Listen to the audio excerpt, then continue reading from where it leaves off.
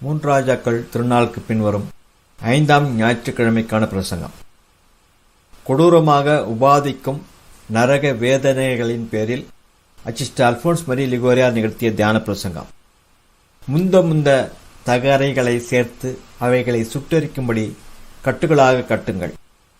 முதலில் நித்திய நரகக்கேட்டை அடைந்தவர்களின் உணர்வுகளை உபாதிக்கும் முக்கிய வேதனையான நெருப்பை பற்றி பேசுவேன். அதன் பிறகு நரகத்தில் உபாதிக்கும் பிற வேதனைகள் பற்றி பேசுவேன். இதோ நரக நெருப்பில் எரிவதுதான் தேவ இரக்கத்தை பழிக்கிற பாவிகளுடைய இறுதி தண்டனையாக இருக்கிறது. சுரேஸ்வரன் நரகத்தை பற்றி கூறி நம்மை எச்சரிக்கும் போது அதனுள் நம்மை அனுப்புவதற்காக அவ்வாறு அவர் நம்மை எச்சரிக்கவில்லை. மாறாக அக்கொடிய உபாதைகள் நிறைந்த இடத்திலிருந்து நம்மை விடுவிப்பதற்காகவே அவ்வாறு நரகத்தை பற்றி கூறி நம்மை எச்சரிக்கிறார் என்ற கிறிஸ்தோஸ்தம் அருளப்பர் பிரசங்கிக்கின்றார். அப்படி என்றால் சகோதரரே, பாவம் மட்டுமே உங்களை நரகத்திற்கு இட்டுச் செல்லக்கூடியதால் பாவத்தை நீங்கள் விட்டுவிடவும் அதனால் நரகத்தில் இருந்து நீங்கள் காப்பாற்றப்படும்படியாகவுமே இந்த பிரசங்கத்தை கேட்பதற்கான சந்தர்ப்பத்தை சர்வேஸ்வரன் உங்களுக்கு இன்று அளித்திருக்கின்றார் என்பதை நினைவில் வைத்திருக்கிறீர்கள். என் பிரிய சகோதரரே, ஒரு நரகம் உண்டு என்பது நிச்சயமானதும் விசுவசிக்க வேண்டிய வேத சத்தியமும் ஆகும். நடுத்தீர்வுக்கு பிறகு நீதிமான்கள் மோட்சத்தினுடைய நித்திய மகிமையை அனுபவிப்பார்கள்.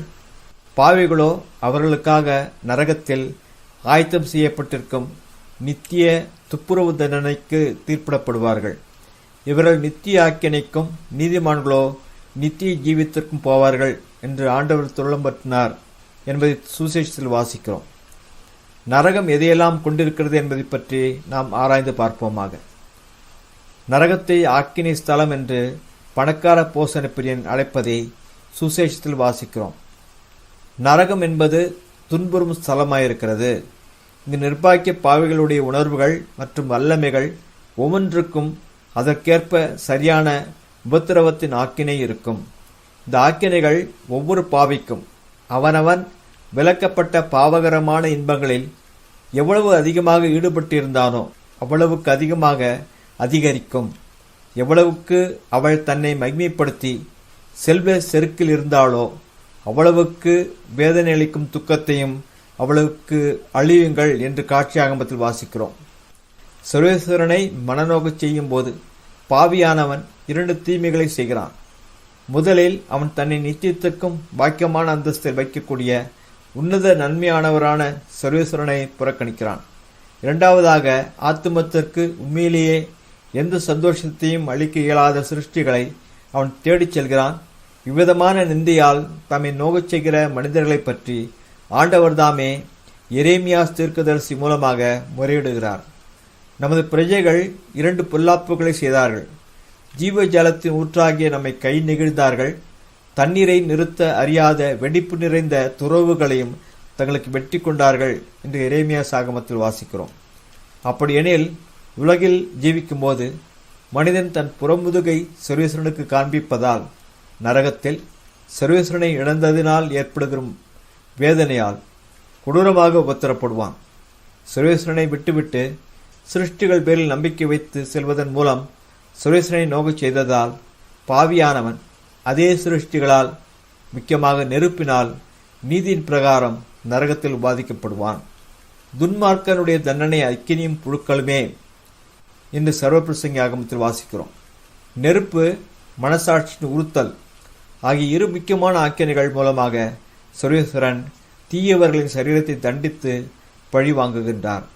ஆகவேதான் நரகத்திற்கு திருப்பிடப்பட்ட பாவிகளை தண்டிக்கும் போது நமது ஆண்டவர் நித்திய அக்கினிக்கு போங்கள் என்று அவர்களுக்கு கட்டளையிடுகிறார். சபிக்கப்பட்டவர்களே, என்னை விட்டு அகன்று பசாசுக்கும் அதன் தூதர்களுக்கும் ஆயத்தம் பண்ணப்பட்டிருக்கிற நித்திய அக்கினியிலே போங்கள் என்று புது தீர்வின் நாளிலே நமது ஆண்டவர் பாவிகளுக்கு கட்டளையிடுகிறதை பற்றி சுசேஷத்தில் வாசிக்கிறோம். அப்படி என்றால் அக்கினியாகிய இந்த நெருப்பு தான் நித்திய கேட்டை அடைந்த நிர்பாக்கிய பாவிகளுக்கு நரகத்தில் மகா கொடூரமான உபத்திரப்படுத்துகிற ஆக்கினியாக இருக்கும். இந்த உலகத்தில் கூட நெருப்பினால் ஏற்படுகிற உபாதிக்கும் வேதனை எல்லா கொடிய ஆக்கினைகளிலேயே மகா கொடிய ஆக்கினியாக இருக்கிறது. ஆனால் நரகத்தில் இருக்கும் நெருப்புடன் உலகத்தில் இருக்கும் நெருப்பை ஒப்பிட வேண்டுமெனில் இந்த உலக நெருப்பானது அதிகபட்சமாக நிஜத்தில் நரக நெருப்பினுடைய நிழல் படமாக, அதாவது அதன் போட்டோவாகத்தான் இருக்கிறது என்று அகஸ்தினார் கூறுகின்றார்.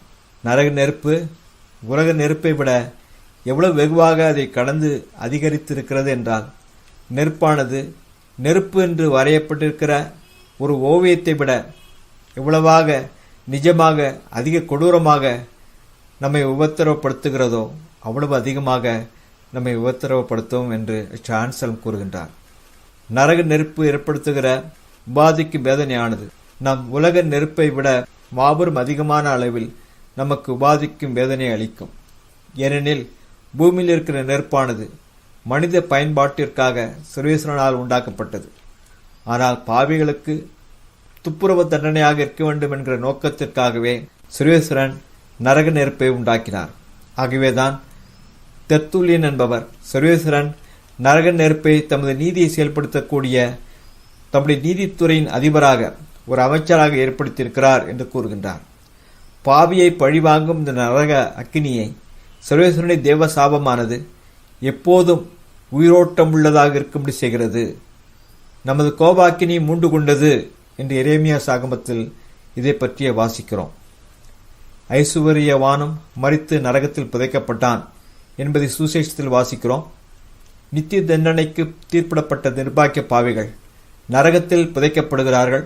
அதனால் நரகத்தில் அவளுக்கு கீழே நெருப்பினுடைய அதள பாதாளம் இருக்கிறது, அவளுக்கு மேலே நெருப்பினுடைய அதள பாதாளம் இருக்கிறது. அவர்களை சுற்றிலும் எல்லா பக்கங்களிலும் நெருப்பின் அதள பாதாளம் இருக்கிறது. தண்ணீரினால் சூழப்பட்டிருக்கிற ஒரு மீனைப் போலவே நரகத்தில் இருக்கும் நிர்பாக்கிய பாவியும் நெருப்பினால் எல்லா பக்கமும் சூழப்பட்டிருக்கிறான். நரக நெருப்பின் உபாதனையின் கூர்மையான உக்கிரத்தை இந்த அக்கினி சுவாலையிலே உபாதைப்படுகிறேன் என்று சுசேஷ உண்மையில் வருகிற பணக்கார போசன பிரியன் கூக்குரலிடுவதிலிருந்து நாம் அறிந்து கொள்கிறோம்.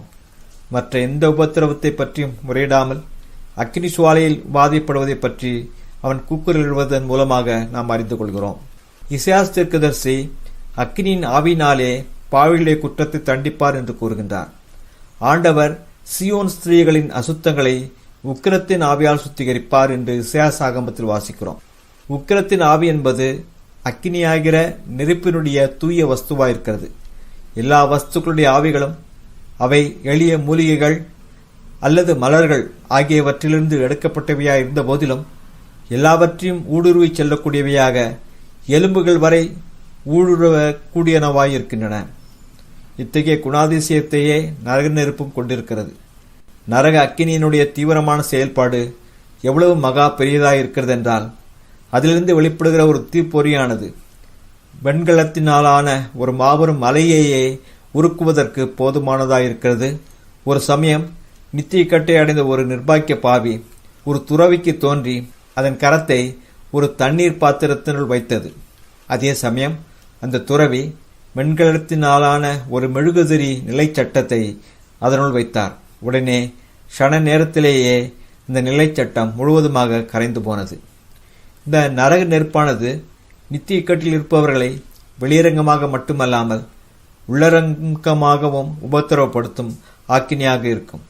இந்த நரக அக்கினி அவளை வயிற்று பகுதிகளையும் இருதயத்தையும் தலை மற்றும் மூளையையும் நரம்புகளில் ஓடும் இரத்தத்தையும் எலும்புகளுக்குள் இருக்கும் வெள்ளணுக்களை உற்பத்தி செய்யும் எலும்பு மஜ்ஜையையும் எரித்து கொண்டிருக்கும். நிர்பாக்கிய பாவிகளுடைய தோலானது ஒரு கொப்பரையைப் போலிருக்கும். அதனுள் அவளுடைய வயிறும் அவளுடைய மாமிசமும் எலும்புகளும் எரிந்து கொண்டிருக்கும். நித்திய கட்டை அடைந்த நிர்பாக்கிய பாவிகளின் சரீரங்கள் அநேக தீச்சூளைகள் ஒன்றாக எரிந்து கொண்டிருப்பது போல் இருக்கும் என்று தாவீது அரசர் கூறுகின்றார். நீரும்பது முகத்தை வெளிப்படுத்தும் காலத்தில் அவளை அக்கினி சூளையாக்குவீர். ஆண்டவர் தமது கோபத்தில் அவளை கலங்கடிப்பார். அக்கினி அவர்களை பட்சிக்கும் என்று சங்கீதத்தில் வாசிக்கிறோம். ஓ திவ்ய கர்த்தரே, சில குறிப்பிட்ட பாவிகளால் உக்கிரமான சூரிய வெளிச்சத்துடைய வெயிலில் நடக்கக்கூடாமல் இருக்கும், அல்லது ஒரு அறைக்குள் பெரிய நெருப்பின் அடுப்பின் அருகில் அவர்கள் தங்கியிருக்க கூடாமல் இருக்கும். மெழுகு திரியிலிருந்து ஒரு தீப்பொறியை கூட அவர்களால் தாங்கக்கூடாமல் இருக்கும். ஆனால் அதே சமயம் அவர்கள் நரகத்தினுடைய மாபெரும் அக்கினியாகிற நெருப்பை பற்றி பயப்படாமல் இருக்கின்றனர். இசாயாஸ் தீர்க்கதரிசி கூறுவது போல் இந்த நரக அக்கினி நித்திய கட்டை அடைந்தவர்களை எரிப்பதுடன் கூட அவர்களை விழுங்குவதுமாகவும் இருக்கிறது. உங்களில் எவன் விழுங்கும் அக்கினியோடு வசிக்கக்கூடும்? உங்களில் எவன் நித்திய தீச்சுவாலின் வாசம் செய்வான் என்று இசாயாஸ் ஆகமத்தில் வாசிக்கிறோம். ஒரு ஆட்டை விழுங்கும் சிங்கத்தைப் போல் நரக நெருப்பு நித்திய கட்டை அடைந்த நிர்பாக்கிய பாவியை விழுங்குகிறது. ஆனால் இது பாவிகளின் உயிரை பறித்து விடாமல் அவளை விழுங்குகிறது. விதமாக நித்தியத்திற்குமாக இடைவிடாத தொடர் மரணத்தினால் அவளை நரக நெருப்பு என்கிற முதன்மையான ஆக்கினியானது உபத்திரப்படுத்திக் கொண்டிருக்கும். அசுத்த பாவகரமான இன்பங்களில் ஈடுபடுகிற பாவையை பார்த்து அச்சிட்ட தமையான் ராயப்பர், உன் மாமிச இச்சையை திருப்திப்படுத்துவதில் நீ தொடர்ந்து ஈடுபடு. ஒரு நாள் வரும், அல்லது ஒரு நித்திய இரவு வரும், அப்போது உன் அசுத்தங்கள் நிலக்கீழை போல் உன் சொந்த வயிற்றுக்குள் ஒரு நெருப்பை உண்டாக்கி எரிந்து கொண்டிருக்கும்படி செய்யும் என்று கூறுகின்றார். மிஸ்டர் சிப்ரியான் கூறுகிறபடி தீவிரலிய அசுத்தங்கள் அவளுடைய சபிக்கப்பட்ட சரீரங்களிலிருந்து வெளிப்படும் கொழுப்பினாலே கொதித்துக் கொண்டிருக்கும். இந்த நரக நெருப்பில் பாவிகள் நெருப்பினுடைய உபாதனையை மட்டுமல்லாமல் உலகத்தில் மனிதர்கள் அனுபவிக்கிற எல்லா உபாதிக்கும் வேதனைகளையும் அனுபவிப்பார்கள் என்று ஜெரோம் கற்பிக்கின்றார். இந்த உலக ஜீவியத்தில் மனிதர்கள் பலவிதமான வேதனைகளை அனுபவிக்கின்றனர். விலாப்பக்க வலிகள், தலையில் ஏற்படும் வலிகள், இடுப்பில் ஏற்படுகிற வலிகள், வயிற்றில் குடலில் ஏற்படுகிற வலிகள் என்று அநேக விதமான வலிகள் உள்ளன. இவை அனைத்தும் ஒன்று சேர்ந்து மாபெரும் ஆக்கினியாக நரகத்தில் இருக்கும் நிர்பாக்கிய பாவியை இடைவிடாமல் எப்போதும் உபாதித்துக் கொண்டிருக்கும். நரக நெருப்பே தன்னுடன் இருளின் உபாதியை கொண்டு வரும். ஏனெனில் அச்சிட்ட யூதா ததியை கூறுவதன்படி இந்நரக நெருப்பு அதனுடைய புகையினால் நித்திய கட்டை அடைந்தவர்களை குருடாக்குகிற இருளினுடைய ஒரு புயலை ஏற்படுத்தும். இவர்களுக்காக அந்தகார சுழற்காற்று நித்தியத்துக்கும் வைக்கப்பட்டிருக்கிறது என்ற யூதா ததியை எழுதிய நிருபத்தில் வாசிக்கிறோம். ஆகையால் மரண நிழலினால் மூடப்பட்டிருக்கும் இருளின் பிரதேசம் என்று நரகம் அழைக்கப்படுகிறது. கரையர் என்று மரண அந்தகாரம் உள்ளதும் துரதிருஷ்டமானதும் மிகவும் இருண்டதும் சாவின் நிழல் சூழ்ந்ததும் அலங்கோலம் நிறைந்ததும் நித்திய பயங்கரம் குடிகொண்டிருக்கிறதுமான தேசம் என்று யோவாகமத்தில் வாசிக்கிறோம். ஒரு அக்கிரமி 10 அல்லது 20 வருட காலத்திற்கு ஒரு இருண்ட படுகொழியில் அடைக்கப்பட்டிருக்கிறான் என்று கேட்பதே நம்மிடம் அவன் மேல் பரிதாபத்தை ஏற்படுத்துகிறது. நரகம் என்பது எல்லா பக்கமும் அடைக்கப்பட்டிருக்கும் ஒரு மாபெரும் இருண்ட படுகொழியாக இருக்கிறது. அதனுள் சூரிய ஒளியின் ஒரு சிறு ஒளி கதிர் அல்லது மெழுகுவர்த்தியினுடைய ஒளியோ ஒருபோதும் நுழைய முடியாது. விதமாக நித்தியக்கட்டை அடைந்த நிர்பாக்கிய பாவி ஒருபோதும் ஒளியை காண மாட்டான், அவன் ஒருபோதும் வெளிச்சத்தை காண மாட்டான் என்று சங்கீதத்தில் வாசிக்கிறோம். உலகத்தில் இருக்கிற நெருப்பு வெளிச்சத்தை கொடுக்கிறது, ஆனால் நரகத்தின் நெருப்பு முழுவதும் இருளாக இருக்கிறது. தாவீது அரசரின் வார்த்தைகளில் விவரிக்க வேண்டுமெனில், கர்த்தருடைய குரல் அக்னி சுவாலைகளை எழுப்பி ஒளியை அவற்றிலிருந்து பிரித்து விடுகிறது என்று சங்கீதத்தில் வாசிக்கிறோம். ஆண்டவர் நரக நெருப்பிலிருந்து ஒளி தரும் சுவாலையை பிரித்து விடுகிறார். ஆகவேதான் நரக அக்கினி சுட்டிருக்கிறது, ஆனால் அது ஒளிர்கிறதில்லை, வெளிச்சத்தை கொடுக்கிறதில்லை என்று பேசல் கூறுகின்றார். சங்கீதத்தின் பகுதியை பற்றி விவரிக்கும் போது உஷ்ணத்தை ஒளியிலிருந்து பிரித்து விடுகிறார் என்று அதிக சுருக்கமாக மிஸ்டர் மகா ஆல்பர்ட் கற்பிக்கின்றார். நரகத்தில் நித்தியக்கட்டை அடைந்தவர்களை அவருடைய சகாக்களுடையும் பசாசுகளுடையும் பார்வை என்கிற ஆக்கினியால் உபத்திரவப்படுத்துவதற்கு அவசியமாக தேவைப்படும் அளவிற்குத்தான் ஒளி இருக்கும் என்று தாமஸ் அக்வினாஸ் போதிக்கின்றார். நரகத்தில் நித்தியக்கட்டை அடைந்த நிர்பாக்கிய பாவிகள் இறக்கக்கூடுமாயிருந்தால் நரக அரக்கர்களான பசாசுகளை வெறும் பார்வையே எல்லா நிர்பாக்கிய பாவிகளிடத்திலும் உடனடியாக மரணத்தை ஏற்படுத்தக்கூடிய பேரச்சத்தை தூண்டிவிடும் என்று அகஸ்டினார் கூறுகின்றார். தொண்டையை நனைப்பதற்கு ஒரு சொட்டு தண்ணீர் கூட இல்லாமல் வாட்டி எடுக்கிற பயங்கரமான தாகத்தினால் துன்புறுவது என்பது மிகவும் தாங்க முடியாத உபாதிக்கும் வேதனையாகும். சில சமயங்களில் பயணிகள் நீண்ட தூர பயணத்திற்கு பிறகு புத்துணர்வை அடைவதற்காக பானத்தை அறிந்தாமல் இருந்தால் கொடிய தாகத்தின் உபத்திரவத்தின் ஆக்கினியை தாங்கக்கூடாமல் மயங்கி விடுவார்கள். நரகத்தில் நித்தியக்கட்டை அடைந்த பாவிகள் அனுபவிக்கிற தாகம் மகா கொடியதாக இருக்கும். இந்த உலகத்தில் உள்ள எல்லா தண்ணீரையும் நரகத்தில் உள்ள ஒரு பாவிக்கு குடிக்க கொடுத்தால், ஐயோ, இந்த எல்லா தண்ணீரும் என்னுள் பற்றி அறிந்து கொண்டிருக்கும் தாகத்தை தணிக்க போதுமானதாக இல்லையே என்று அவன் கூக்குரலிடுவான். ஆனால் அந்தோ நரகத்தில் இருக்கும் நிர்பாக்கிய பாவியானவனுக்கு அவனுடைய கொடிய தாகத்தை தணிப்பதற்கு அவனுடைய நாவின் மீது விழும்படியாக ஒருபோதும் ஒரு சொட்டு தண்ணீரும் கிடைக்காது. அப்போது அவன் உறக்க கூப்பிட்டு, பிதாவாகிய அபிரகாமே, என் பேரில் இரக்கமாயிருந்து லாசர் தன் விரலின் நுனியை தண்ணீரிலே தோய்த்து என் நாவை குளிரச் செய்யும்படி அனுப்பியறலும், ஏனெனில் இந்த அக்கினி சுவாலையிலே பாதிக்கப்படுகிறேன் என்றார் என்பதை சுசேஷத்தில் பணக்கார போசன பிரியன் கூறுவதாக வாசிக்கிறோம். பணக்கார போசன பிரியன் இந்த ஒரு சொட்டு தண்ணீரை இதுவரை பெற்றுக் கொண்டதும் இல்லை, இனி ஒருபோதும் சர்வேஸ்வரனாக இருக்கிற வரைக்கும் பெற்றுக்கொள்ளப் போவதும் இல்லை. இதேபோல் நித்திய கட்டை அடைந்த நிர்பாக்கிய பாவிகள் நரகத்தினுள் முழுவதுமாக ஊடுருவி பரவியிருக்கும் புழுங்கிய துர்க்கந்த நாற்றம் என்கிற இன்னொரு கொடிய ஆக்கினியின் உபத்திரவத்தை அனுபவிப்பார்கள். இந்த புழுங்கிய துர்க்கந்த நாற்றம் நரகக்கட்டை அடைந்த நிர்பாக்கிய பாவங்களின் சரீரங்களிலிருந்தே புறப்பட்டு வெளிவந்து நரகத்தை நிரப்பும். அவர்கள் பிணங்களிலிருந்து துர்க்கந்தம் எழும் என்று இசையாசாகமத்தில் வாசிக்கிறோம். அவர்கள் உயிருடன் இருந்த போதிலும் நிச்சயத்திற்குமாக நரக உபாதியின் கொடிய வேதனையை அனுபவிப்பதற்காக உயிருடன் இருந்த போதிலும் நித்தியக்கட்டை அடைந்த நிர்பாக்கியர்களின் சரீரங்கள் பிணங்கள் என்றே அழைக்கப்படுகின்றன. ஏனெனில் அவர்கள் சரீரங்கள் வெளிவிடும் துர்க்கந்த நாற்றத்தின் காரணமாகவே அவருடைய சரீரங்கள் பிணங்கள் என்று அழைக்கப்படுகின்றன. கருத்து போன ஒரு உயிரற்ற சடலத்துடன் ஒரே அறையில் அடைக்கப்படுவது எத்தகைய மாபெரும் உபாதியின் வேதனையாக இருக்கும். நரகத்தில் அவதியோடும் நிர்பாக்கிய பாவி ஒருவனுடைய சரீரம் உலகத்தில் போடப்பட்டால் அதிலிருந்து வெளிவரும் புழுங்கிய துர்க்கந்த நாற்றம் உலகத்தில் உள்ள எல்லா மனிதர்களையும் சாகடிப்பதற்கு போதுமானதாயிருக்கும் என்று புனவேந்தூர் கூறுகின்றார். அப்படின்னா நரகத்தின் படுகூலிகளுக்குள் நித்தியத்திற்குமாக மாபெரும் எண்ணிக்கையில் எல்லா இடங்களிலும் வியாபத்திற்கும் திரளான நிர்பாக்கிய பாவலின் மத்தியில் உயிருடன் இருப்பது என்பது எவ்வளவு சகிக்கக்கூடாத ஆக்கினின் உபத்திரவமாக இருக்க வேண்டும். முட்டாள்களான சில உலக நேசர்கள், நான் நரகத்துக்கு சென்றால் அங்கு நான் தனியாக இருக்க மாட்டேன் என்று கூறுவார்கள். அவர்கள் உண்மையிலேயே பரிதாபத்திற்குரிய முட்டாள்கள்.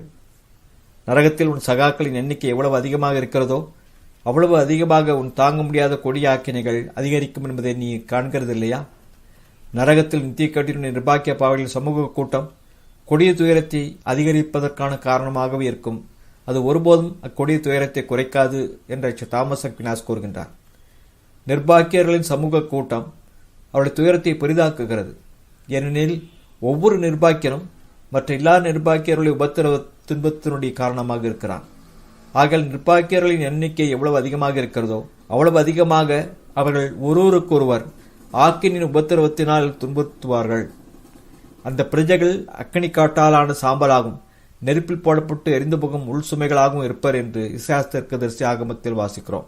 நரக அக்கினி சூளையின் மத்தியில் போடப்பட்டிருக்கும் நிர்பாக்கியர்கள் அடியில்லாத பாதாளத்தின் அம்மாபெரும் நெருப்பினால் சுட்டரிக்கப்பட்டு சாம்பலாகி போன அநேக தானிய மணிகளைப் போல் இருக்கிறார்கள்.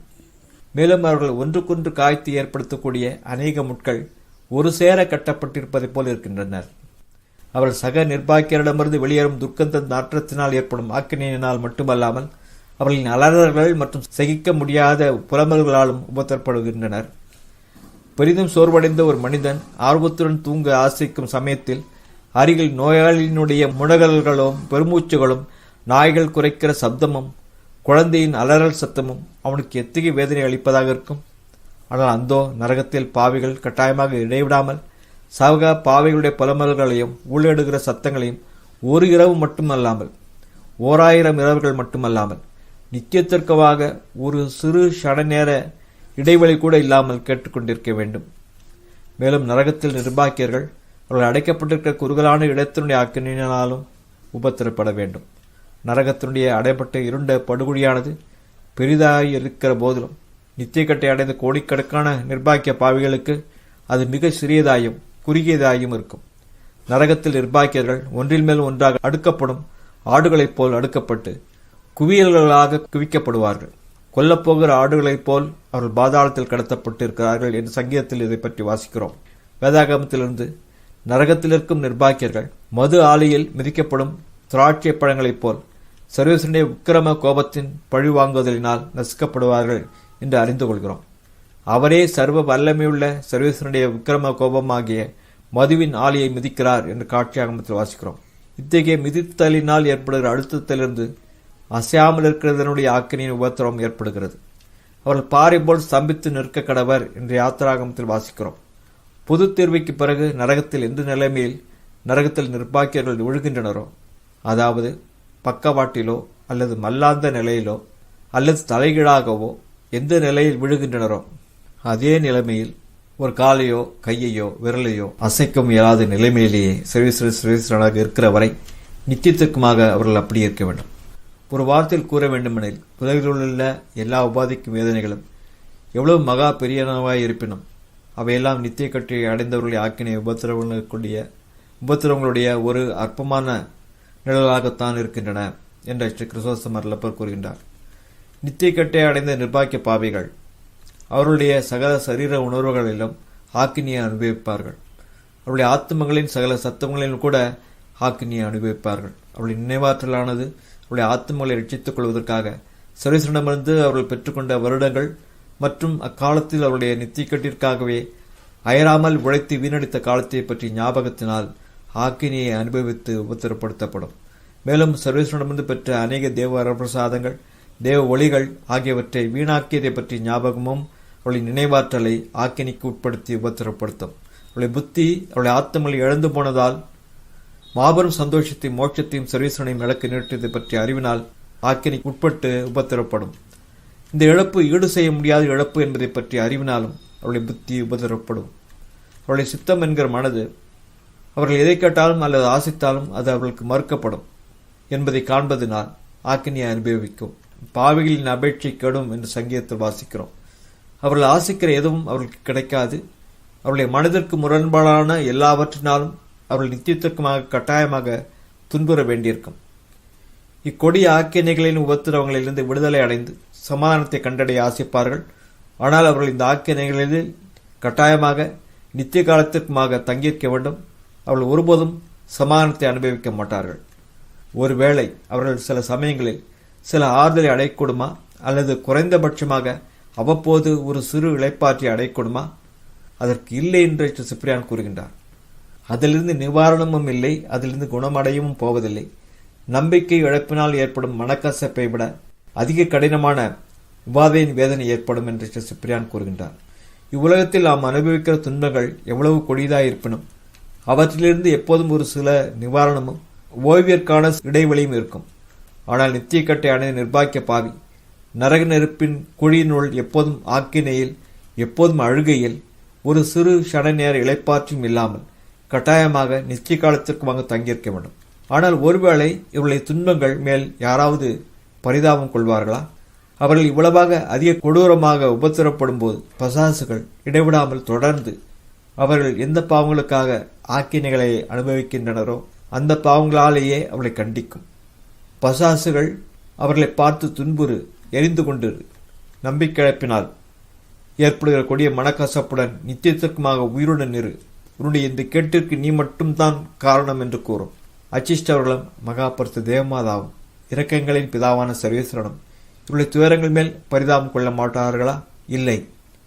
சூரியன் இருள, சந்திரன் தன்னொளி கொடாதிருக்க, நட்சத்திரங்களும் வானத்தில் நின்று விழ, வானத்தின் வல்லமைகள் அதிரும் என்று சுசேஷத்தில் வாசிக்கிறோம். அதாவது நட்சத்திரங்களால் அடையாளமாக குறிக்கப்படுகின்ற அச்சிஷ்டவர்கள் நித்திய கட்டை அடைந்த நிர்பாக்கிய பாவிகள் மேல் இறக்கப்படாமல் இருப்பதுடன் கூட பாவிகள் சர்வேஸ்வரனை மனநோக்க செய்ததற்காகவும் அவருக்கு எதிராக செய்த நிந்திய துரோகங்களுக்காகவும் பழி வாங்கப்படுவதைக் கண்டு சந்தோஷம் அடைவார்கள். மகாபரிசுத்த தேவமாதாவும் அவர் மேல் பரிதாபம் கொள்ள மாட்டார்கள். ஏனெனில் நித்திய கட்டை அடைந்த நிர்பாக்கிய பாவிகள் தேவமாதாவின் திவ்யகுமாரனை வெறுக்கின்றனர். மேலும் இந்நிர்பாக்கிய பாவிகள் மேல் கொண்ட சிநேகத்திற்காக மறித்த நமது ஆண்டவரான திவ்ய சேசு கிருஷ்ணாதரும் இந்த நிர்பாக்கியர்கள் மேல் இரக்கம் கொள்ள மாட்டார். ஏனெனில் நித்திய கட்டை அடைந்தவர்கள் ஆண்டவருடைய சிநேகத்தை வெறுத்து ஒதுக்கினர். மேலும் அவர்கள் தாங்களாகவே வேண்டுமென்றே நித்திய கட்டின் அழிவை தங்கள் மேல் கொண்டு வந்தனர். ஓ மகாபரிசுத்த தேவமாதாவே, என்மேல் இவ்வளவான சிநேகமும் இரக்கமுள்ள தேவரீரிடம் சோதனை வேளைகளில் நான் எப்போதும் உதவி தேடி ஓடிவர தேவையான நல்ல மனதையும் ஆண்டவரை தினமும் அதிகமாக நேசிக்கவும் தேவரின் பேரில் உத்தமமான பக்தியை கொண்டிருக்கவும் தேவையான தேவ வரப்பிரசாதத்தை அளித்தல் வேண்டும் என்று மன்றாடுகிறேன். ஆமேன். அச்சிஸ்டர் அல்போன்ஸ் மரிய லிகோரியாரே எங்களுக்காக வேண்டிக்கொள்ளும். ஸ்ரீ அமலோற்பவ மாமரியே வாழ்க.